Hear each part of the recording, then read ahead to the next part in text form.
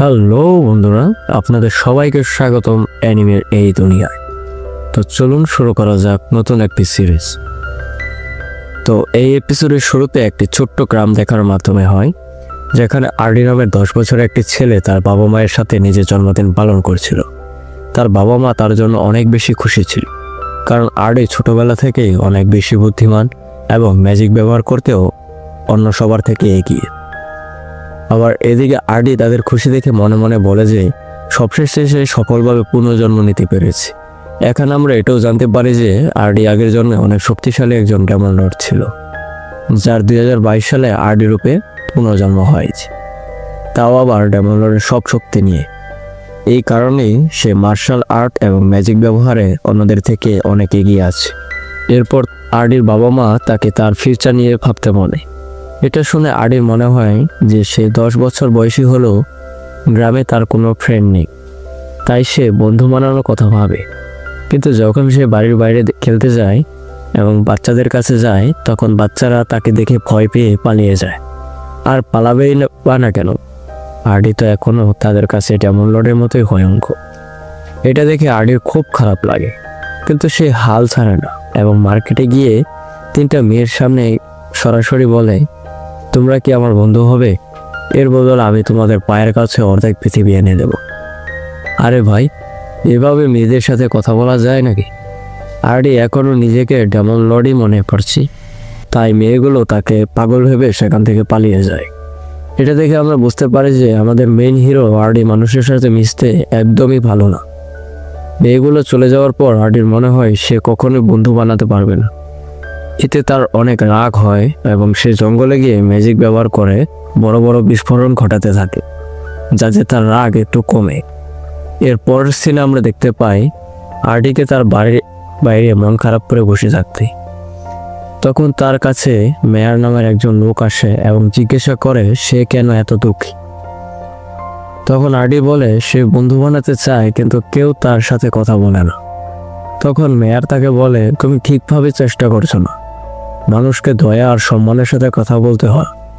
যদি তুমি এই 2টা জিনিস শিখে ফেলো, তাহলে তুমি যে কাউকে বন্ধু বানাতে পারবে। এটা শোনার পর আরডি খুব খুশি হয়ে যায় এবং সাথে সাথে মানুষের সাথে কথা বলতে বের হয়ে যায়। এদিকে আরডির বাবা মা মেয়ারকে ধন্যবাদ জানায় এবং তাকে চা খাওয়ার জন্য ইনভাইট করে। মেয়ারও খুশি হয়ে রাজি হয়ে যায়। অন্যদিকে মেয়ার এর কথা শুনে আরডি 2টা ছেলেকে তার সাথে খেলতে বলে। এরপর সে আবার আগের সেই 3টা মেয়ের কাছেও যায় যারা আগে তাকে দেখে পালিয়ে গিয়েছিল, কিন্তু এবারও সে ঠিকভাবে কথা বলতে পারে না এবং ওভার অ্যাক্টিং করে ফেলে। ফলে 3 মেয়েই আবার তাকে পাগল ভেবে পালিয়ে যায়। এতে আরডি আবার মন খারাপ করে জঙ্গলে বসে থাকে। তখন হঠাৎ তার পিছন থেকে একটা ভাল্লুক এসে দাঁড়ায়, কিন্তু আরডি আঙ্গুলের চুটকিতে সেটাকে পুড়িয়ে ফেলে। এরপর আরও কয়েকটা পশু তার দিকে আসে আর আরডি তাদেরও মুহূর্তে শেষ করে দেয়। তখনই সে একটা মেয়ের চিৎকার শোনে, তাই সে উড়ে দ্রুত সেই দিকে যায়। সেখানে গিয়ে সে দেখে আইরিনা নামের একটা মেয়ে একটা ভয়ঙ্কর হোয়াইট উল্ফের সামনে দাঁড়িয়ে আছে। উল্ফটা আক্রমণ করতে যাচ্ছিল, তখনই আইরিনা একটি শক্তিশালী ম্যাজিক স্পেল ব্যবহার করে উল্ফটাকে পাথরে পরিণত করে দেয়। এটা দেখার পর আরডি অবাক হয়ে যায়, কারণ মেয়েটা তার ধারণা থেকে অনেক বেশি শক্তিশালী ছিল। আরডি তো বন্ধু বানানোর জন্য আগে মরিয়া ছিল, কিন্তু সে যে এত দ্রুত তাড়াতাড়ি আইরিনার কাছে গিয়ে তার প্রশংসা করবে সে ভাবতেই পারে না, বা এরকম একটা বন্ধু পাবে সে কখনো কল্পনা করতে পারে না। তারপর সে আইরিনার কাছে যায় এবং তার প্রশংসা করে তাকে বন্ধু হওয়ার জন্য চেষ্টা করে, কিন্তু আইরিনা প্রথমে কিছু বলে না। এতে আরডির মনে হয় হয়তো সরাসরি বন্ধুত্বের কথা বলা ঠিক হয়নি। তারপর আইরিনা হঠাৎ বলে, তুমি কিভাবে ভাবলে আমি কারোর সাথে বন্ধুত্ব করতে পারি? আসলে আইরিনা আরডির থেকেও বেশি লাজুক ছিল, তাই সে সেখান থেকে পালিয়ে যায় এবং আরডি আবারও বন্ধুত্ব করতে ব্যর্থ হয়। আবার এদিকে মেয়ার চা খেতে খেতে আরডির বাবা মার সাথে ভালো বন্ধুত্ব হয়ে যায়। তখনই আইরিনা কাঁদতে কাঁদতে এসে মেয়ারকে জড়িয়ে ধরে, কারণ আরডির আচরণ তাকে একদমই ভালো লাগে। ঠিক তখনই আরডি সেখানে আসে এবং জানতে পারে যে আইরিনা আসলে মেয়ারের মেয়ে, আর সেই মেয়ারই তাকে বলেছিল মানুষের সাথে ফ্রেন্ডলিভাবে কথা বলতে। এরপর থেকে আরডি আইরিনার পিছু ছাড়ছে না। সে যে কোনোভাবে আইরিনার বন্ধু হতে চায়, কিন্তু আইরিনা প্রতিবারই তাকে দূরে সরিয়ে দেয়। এমনকি আইরিনার জন্মদিনে আরডি তাকে লাল গোলাপ উপহার দেয়, কিন্তু আইরিনা তা নেওয়া এবং আরডির উপর ম্যাজিক ব্যবহার করে। তবে এতে আরডির তেমন কোনো ক্ষতি হয় না। এরপর একদিন আইরিনা জঙ্গলে একটা ভাল্লুকের সাথে লড়াই করছে, তখন আরডি সেখানে এসে তার সৌন্দর্যের প্রশংসা করতে শুরু করে। এতে বিরক্ত হয়ে আইরিনা তাকে ধাক্কা দিয়ে চলে যায়। এরপর আমরা দেখি আরডি নিজের রুমে বসে হিসাব করছে। সে বুঝতে পারছিল না কোথায় ভুল করছে, যে আইরিনা তার সাথে বন্ধুত্ব করতে পারছে না। হঠাৎ বাইরে চিৎকার শোনা যায়, ভিলেজে গবলিন আক্রমণ করেছে। আরডি বাইরে এসে দেখে গবলিনগুলো সেই 3 মেয়ের উপর আক্রমণ করতে যাচ্ছে, যারা আগে তাকে দেখে পালিয়ে গেছিল। সে ম্যাজিক ব্যবহার করতে যাচ্ছিল, কিন্তু তখনই তার বাবা এসে গবলিনদের শাস্তি দেয়। এরপর মেয়ার এসে জানায় যে আইরিনা এখনো বাড়ি ফেরেনি। এটা শুনে আরডির মনে পড়ে আইরিনা রাগ করে জঙ্গলের গভীরে চলে গিয়েছিল। তখন আরডি ভাবে এটা সব তারই দোষ। তাই সে মেয়ার আর নিজের বাবাকে বলে, আপনার চিন্তা করবেন না, আমি আইরিনাকে নিরাপদে ফিরিয়ে আনবো।